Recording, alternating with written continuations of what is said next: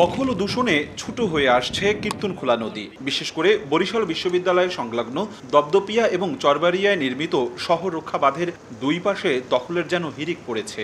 সরকারের হিসেবেই অন্তত 7টি বড় কোম্পানি রয়েছে দখল দূষণের তালিকায়। এছাড়া বাঁধের দুই পাশ দখল করে এরই মধ্যে গড়ে উঠেছে সমিল, দোকান, ব্যক্তিগত কার্যালয় ও ইট বালু পাথর বিক্রির প্রতিষ্ঠান। আমাদের বাংলাদেশে 1200 নদী ছিল, এখন 280, 300 এরকম নদী আছে। বাকি সবগুলি নদী দখল হয়ে গেছে।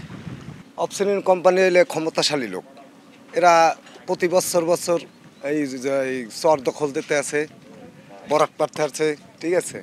তারপর আস্তে আস্তে নদী ছোট হয়ে যেতে আছে, নদী ওপার ভাঙতে আছে, এপার চর পড়তে আছে, আর এরা দখল করতে আছে। আর এদের ক্ষমতা আছে দেখা এরা অনেক প্রশাসন আসে, টাকা খাইয়ে চলে যায়। দপদপিয়া ফেরিঘাট অপশনিন দলিল করিয়া অ্যাঙ্কার নিয়ে গেছে, অপশনিন নিয়ে গেছে।